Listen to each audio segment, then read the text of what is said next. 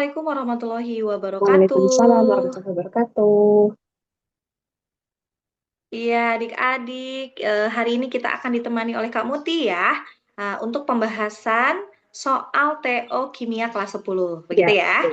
Oke, kita langsung saja simak pemaparan dari Kak Muti ya. Adik-adik boleh disiapkan catatannya. Silakan Kak Muti.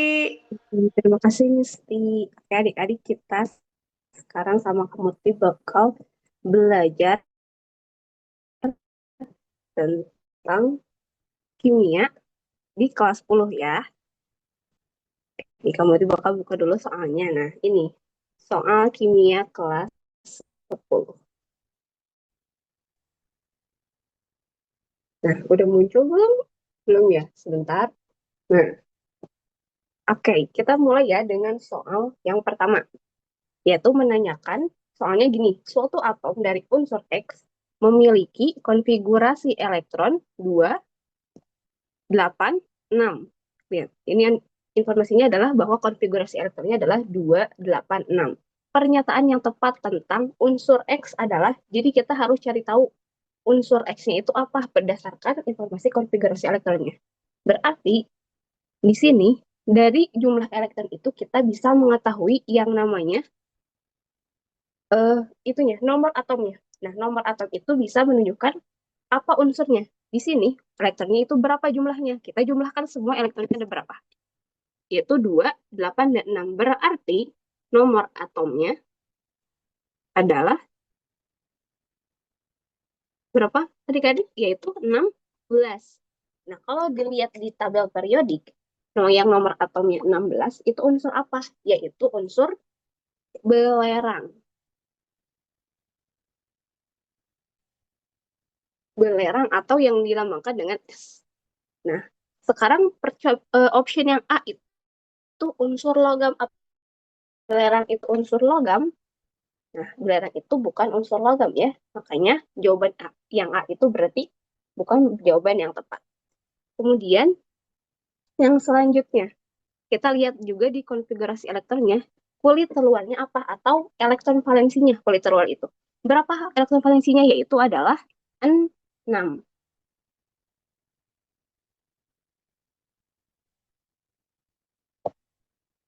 Nah, berarti jawabannya adalah ini udah kelihatan nih. Dia berarti yang 6 elektron, yang 6 ini elektron atau proton itu tuh elektron ya, bukan proton. Makanya di sini juga bisa kita lihat juga bahwa option yang D juga itu bukan. Berarti yang option A bukan, D juga bukan. Kemudian dapat membentuk kita cek pernyataan yang B, dapat membentuk ion bermuatan plus 2. Nah, karena si belerang ini merupakan unsur non-logam. Nah, biasanya kalau unsur non-logam itu muatannya itu nggak positif, tapi negatif. Jadinya belerang itu kalau bisanya jadi ion, itu membentuknya bukan yang buat muatan positif, tapi negatif atau dilambangkan dengan S2-. Nah, berarti option yang B juga bukan jawaban yang benar. Kita cek option yang C, hanya dapat bereaksi dengan unsur non-logam. Bukan, bukan ya, karena belerang sendiri itu adalah unsur non-logam. Jadi bisa aja dia bereaksi dengan unsur logam. Karena biasanya logam itu bereaksinya dengan unsur non-logam. Berarti opsi C juga bukan. Maka option yang E itu bisa dipastikan ini adalah jawabannya. Kita cek dulu, dapat membentuk senyawa ion dengan natrium. Ya, bisa membentuk senyawa ion dengan natrium. Jadi membentuk NaS, Na2S. Di natrium dengan beraksi dengan belerang. Ini bisa membentuk suatu senyawa ini. Maka ini juga kita bisa simpulkan bahwa jawaban yang benar adalah option yang E. Itu ya adik-adik, itu tentang soal yang pertama itu tentang menentukan unsur apa berdasarkan konfigurasi elektronnya. Oke adik-adik, itu selesai udah untuk nomor satu. Kita next ke soal nomor 2.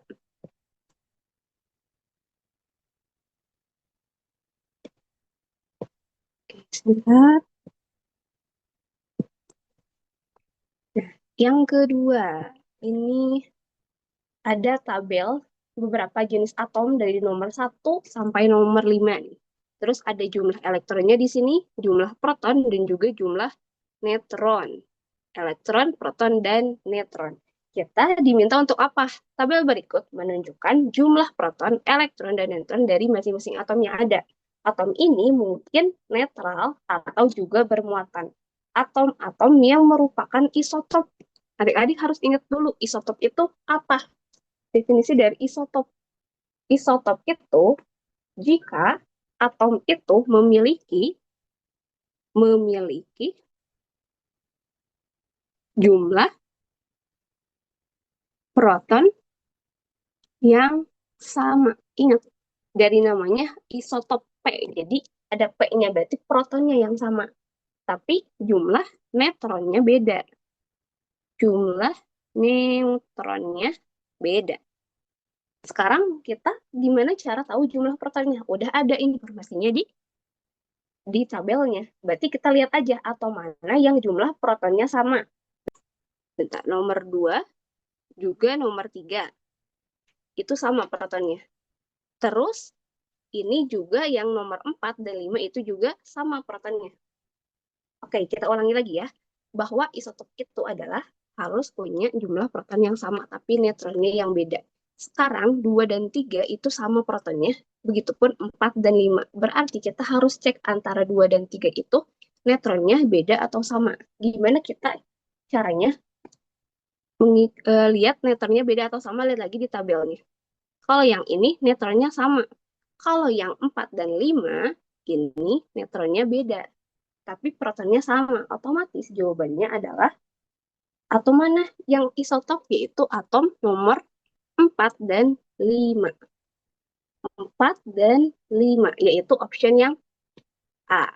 Oke, itu ya adik-adik, untuk kita menentukan isotop. Oke, selanjutnya kita move ke nomor 3. Di sini terdapat sifat-sifat, ada non-logam, energi ionisasi tinggi, jari-jari besar, dan keelektronegatifan kecil. Ini itu sistem periodik unsur ya, yang dimiliki oleh unsur halogen dibandingkan dengan unsur lain seperiodenya adalah, jadi kita harus tahu sifat dari unsur halogen. Unsur halogen itu apa? Unsur eh, golongan 7A ya. Nah, mana ciri-ciri yang benar dari pernyataan-pernyataan itu? Yang pertama, non-logam. Non-logam. Apakah unsur-unsur halogen itu merupakan non-logam? Iya, benar. Ini pernyataan yang benar untuk pernyataan yang pertama. Kemudian yang kedua, energi ionisasinya tinggi. Ini juga pernyataan yang benar bahwa unsur-unsur halogen itu punya energi ionisasi yang tinggi.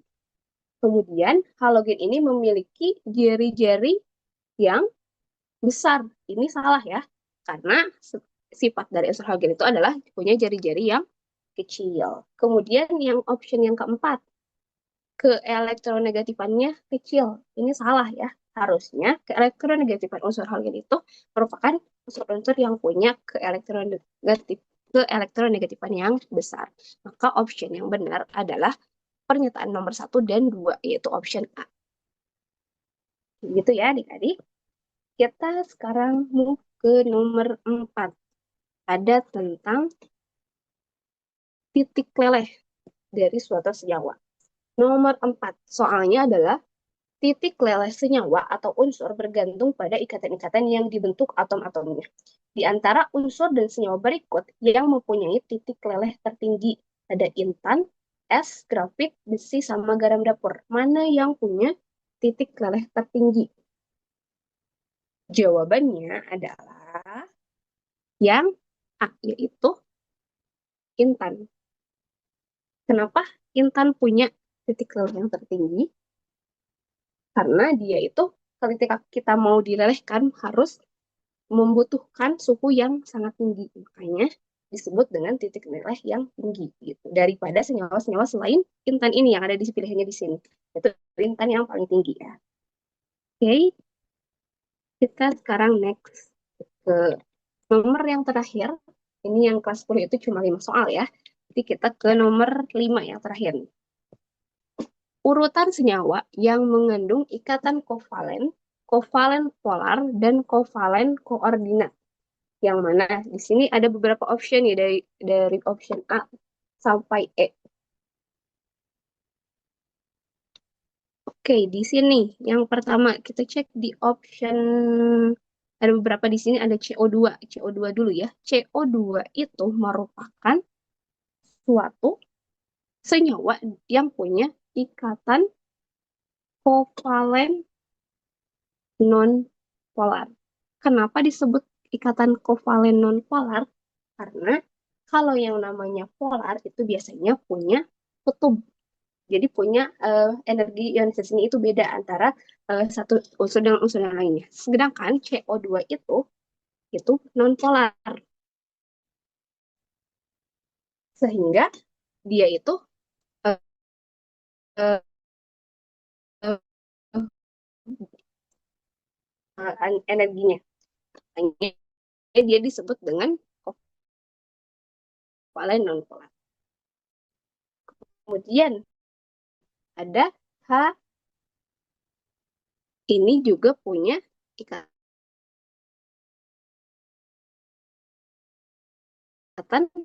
kovalen non polar. Terus apalagi ya di sini ada baru ikatannya itu polar.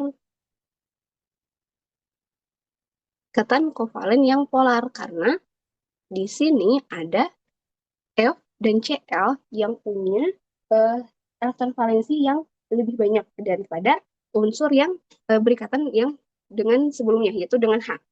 Jadi di sini HCl dan HF itu juga merupakan ikatan kovalen polar. Terus di sini ada apa lagi? Ada SO2. SO2 itu merupakan senyawa dengan kovalen koordinat. Kovalen koordinat itu artinya dia tuh ada elektron yang saling digunakan gitu. Saling diberikan dan dia itu digunakan secara bersama-sama. Tapi diberikan itu cuma oleh salah satu dari unsurnya, yaitu kalau di sini di antara yang ngasihnya itu S atau di yang ngasihnya itu dari O. Sekarang kita cocokkan ya urutannya harus ikatan ikatan kovalen polar, kovalen, kovalen polar dan kovalen koordinat. Berarti yang di sini yang dimaksud ikatan kovalen ini adalah kovalen yang non polar. Berarti mana urutannya? Yang terakhirnya berarti SO2, berarti antara option yang B dan option yang C. Oke, sekarang yang urutan keduanya adalah kovalen polar, berarti adalah yang HF ya. Dan yang terakhirnya adalah ikatan kovalen, yaitu CO2. Maka option yang benar adalah yang B. Gitu ya adik-adik. Kita udah ngebahas pembahasan TO proses kemarin untuk kimia kelas 10. Hanya ada 5 soal ya. Oke, mungkin itu saja penjelasan dari Kamu Ti. Dikembalikan lagi ke Misti. Oke, terima kasih kamu Ti. Oke.